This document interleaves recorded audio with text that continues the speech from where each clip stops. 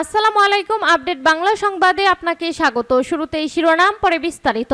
সকালের মধ্যে সব বিচারপতিকে পদত্যাগ করতে হবে বলল সমন্বয়ক আসিফ। এদিকে অন্তর্বর্তী সরকারের শপথ আজ।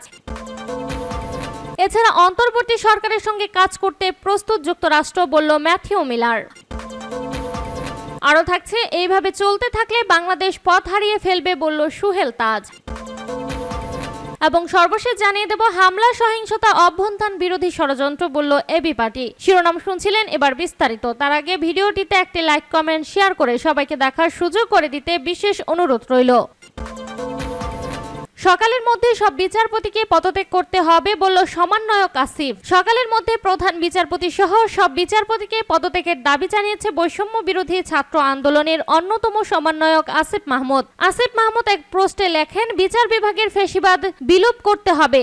আমরা উদ্বেগের সঙ্গে লক্ষ্য করছি, বিচার বিভাগে এখনো ফ্যাসিবাদী ব্যবস্থার শরিক বিচারপতিরা বিচরণ করেছে। আমরা শুনতে পেলাম, অভ্যুত্থানের আগে আমাদের যেভাবে আদালতের নামে টালবাহানা করা হতো, ঠিক একই কায়দায় অভ্যুত্থান পরবর্তী ছাত্র জনতার সরকার ব্যাহত করার প্রচেষ্টা চলমান। তিনি লিখেছেন, আমরা অচিরেই ফ্যাসিবাদী ব্যবস্থার সক্রিয় শরিক প্রধান বিচারপতি, আপিল বিভাগের বিচারপতিদের অপসারণ দাবি করছি। অনতিবিলম্বে দেশপ্রেমিক এবং জনগণের পক্ষে বিচারপতিদের ওই শূন্য পদগুলোতে নিয়োগ করে দেশে ছাত্র জনতার সরকার প্রতিষ্ঠার কার্যক্রম দ্রুততর করা হোক। আশা করব বৃহস্পতিবার সকালের মধ্যে বিচারপতিরা স্বেচ্ছায় পদত্যাগ করবেন, অন্যথায় আমাদের কঠোর কর্মসূচির দিকে যেতে হবে। এছাড়া অন্তর্বর্তীকালীন সরকারের প্রতি বিচার বিভাগকে স্বাধীন ও কার্যকরভাবে কাজ করার জন্য প্রয়োজনীয় পলিসি বাস্তবায়ন করার আহ্বান থাকবে। এছাড়াও দেশের সকল পর্যায়ে ফ্যাসিবাদের সুবিধাভোগী সহযোগীদের স্বেচ্ছায় পদত্যাগের আহ্বান করা হয় পোস্টে।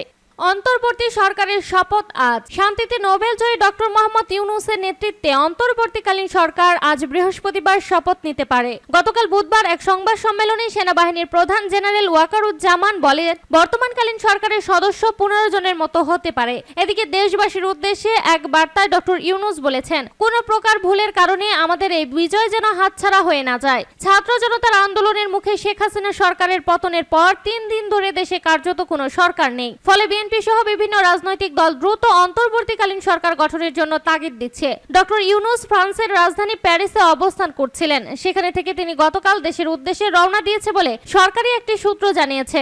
আজ বেলা 2:10 তার ঢাকার শাহজালাল আন্তর্জাতিক বিমানবন্দরে এসে পৌঁছানোর কথা। ফলে ডক্টর ইউনূসের দেশে ফেরার সময় বিবেচনায় রেখে আজ রাত 8টায় বঙ্গভবনে অন্তর্বর্তীকালীন সরকারের শপথ অনুষ্ঠানের প্রস্তুতি নেওয়া হয়েছে বলে সরকারি সূত্রগুলো জানিয়েছে। অন্তর্বর্তী সরকারের সঙ্গে কাজ করতে প্রস্তুত যুক্তরাষ্ট্র বলল ম্যাথিউ মিলার। বাংলাদেশের অন্তর্বর্তী সরকারের সঙ্গে কাজ করতে প্রস্তুত যুক্তরাষ্ট্র। এছাড়া বাংলাদেশের চলমান ঘটনাবলীর দিকে ওয়াশিংটন নজর রাখছে বলেও জানিয়েছে স্টেট ডিপার্টমেন্টের মুখপাত্র ম্যাথিউ মিলার। বৃহস্পতিবার 8 আগস্ট এক প্রতিবেদনে এই তথ্য জানিয়েছে ভারতীয় সংবাদ মাধ্যম এনডিটিভি। স্টেট ডিপার্টমেন্টের ব্রিফিংয়ে সাংবাদিকদের ম্যাথিউ মিলার বলেন, আমরা বাংলাদেশে চলমান ঘটনাবলীর দিকে নজর রাখছি এবং দেশটিতে অন্তর্বর্তী সরকারের নেতা হিসেবে মোহাম্মদ ইউনূসকে নিয়োগ করা হয়েছে বলে লক্ষ্য করেছি। বাংলাদেশের দ্রুত অগ্রসরমান ঘটনাবলী নিয়ে প্রশ্নের জবাবে মিলার বলেন, আমরা মনে করি অন্তর্বর্তী সরকার বাংলাদেশের দীর্ঘমেয়াদী শান্তি ও রাজনৈতিক স্থিতিশীলতা প্রতিষ্ঠায় গুরুত্বপূর্ণ ভূমিকা পালন করবে। এদিকে স্টেট ডিপার্টমেন্টের একজন মুখপাত্র পিটিআইকে বলেছে, অন্তর্বর্তীকালীন সরকার সংক্রান্ত সমস্ত সিদ্ধান্তে গণতান্ত্রিক নীতি, আইনের শাসন এবং বাংলাদেশি জনগণের ইচ্ছাকে সম্মান করা উচিত। নোবেলজয়ী মোহাম্মদ ইউনূস বাংলাদেশের অন্তর্বর্তী সরকারের নেতৃত্বে দিতে সম্মত হয়েছে। আমরা অন্তর্বর্তী সরকারের সঙ্গে কাজ করতে প্রস্তুত, কারণ এই সরকার বাংলাদেশের জনগণের গণতান্ত্রিক ভবিষ্যৎ নির্ধারণ করবে। এভাবে চলতে থাকলে বাংলাদেশ পথ হারিয়ে ফেলবে বলল সুহেল তাজ। দেশের চলমান পরিস্থিতি নিয়ে বুধবার সন্ধ্যা 7টার দিকে ফেসবুক লাইভে এসে দেশবাসীর উদ্দেশ্যে কিছু কথা বলেছে সাবেক স্বরাষ্ট্র প্রতিমন্ত্রী তানজিম আহমেদ সুহেল তাজ। এতে দেশের বিশৃঙ্খলা পরিস্থিতি নিয়ে তিনি দুঃখ ও ক্ষোভ প্রকাশ করেছেন। গঠিত হতে যাওয়া অন্তর্বর্তীকালীন সরকারের কাছে কিছু দাবি জানিয়েছেন। বিরাজমান অরাজক পরিস্থিতি সম্মিলিতভাবে মোকাবেলার আহ্বান জানিয়েছেন। কোটা সংস্কার আন্দোলনের সঙ্গে নিজে একাত্মতা ঘোষণা করেছিলেন জানিয়ে সুহেল তাজ বলেন, ছাত্রদের জন্য আর গুলি না করা হয় সেই আহ্বান আমারও ছিল। অন্যায় আর অন্যায্যতার বিপরীতে ছাত্র জনতার বিজয় অর্জন হয়েছে। এই আন্দোলনে ছাত্রছাত্রী সহ অনেক নিরীহ মানুষ প্রাণ হারিয়েছেন, এখনো অনেকে চিকিৎসাধীন। কিন্তু বিজয় পরবর্তী দেশ জুড়ে নানা প্রতিহিংসামূলক কর্মকাণ্ড এবং সুযোগ সন্ধানীদের তাণ্ডব দেখে লাখো কোটি মানুষের মতো আমিও ব্যথিত। এই হত্যাযজ্ঞ আর ধ্বংসাত্মক কার্যকলাপের জন্যই কি ছাত্র জনতা রাজপথে নেমেছিল?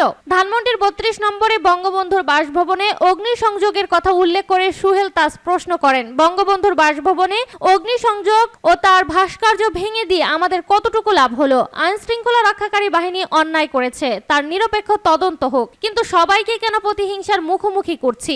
আইন শৃঙ্খলা রক্ষাকারী বাহিনী ছাড়া কোনো সভ্য সমাজ পরিচালনা করা সম্ভব নয়, এটা আমাদের মনে রাখতে হবে। হামলা, সহিংসতা, অভ্যন্তরীণ বিরোধী ষড়যন্ত্র বলল এবি পার্টি। সহিংসতা ও জ্বালাও পোড়াও ছাত্র জনতার সফল অভ্যন্তরীণের বিরুদ্ধে ষড়যন্ত্র বলে আখ্যায়িত করেছে আমার বাংলাদেশ পার্টির এবি পার্টি। এসব যারা করছে তাদের অবিলম্বে এসব বন্ধ করার জন্য আহ্বান জানিয়েছে দলটি। দেশের জনগণ সহ সব রাজনৈতিক দলের নেতাকর্মীদের উদ্দেশ্যে সংবাদ সম্মেলনে এবি পার্টির সদস্য সচিব মুজিবুর রহমান মঞ্জু বলেন, আপনারা শান্ত থাকুন, আমরা আর একটিও মৃত্যু দেখতে চাই না। বিজয় অর্জনের পর আমাদের তা রক্ষা করতে হবে। বিজয়কে ধ্বংস করে এমন কোনো কাজ আপনারা করবেন না। আওয়ামী লীগের নেতাকর্মীদের উদ্দেশ্যে এবি পার্টির এই নেতা বলেন, আপনাদের নেত্রী পালিয়েছেন, কিন্তু আমরা দেশে আছি। যারা অপরাধ করেনি তারা সমস্যা মনে করলে, নিরাপত্তাহীনতায় ভুগলে আমাদের জানান, আমরা সর্বোচ্চ চেষ্টা করব তাদের নিরাপত্তা দেওয়ার। অন্তর্বর্তীকালীন সরকারের প্রধান হিসেবে ডক্টর মোহাম্মদ ইউনূসের প্রতি এবি পার্টির পূর্ণ সংহতি রয়েছে বলে জানান মুজিবুর রহমান। তিনি বলেন, এই সরকার গঠিত হলে এবি পার্টি আন্তরিকতার সঙ্গে তাদের গঠনমূলক সব কাজে সার্বিক সহায়তা করবে। নতুন যে সরকার গঠিত হবে তারা দেশের সব প্রতিষ্ঠানকে সংস্কার করবে। আশা করব যেন সরকারি প্রতিষ্ঠানগুলো জনগণের আস্থার জায়গায় পরিণত হয়।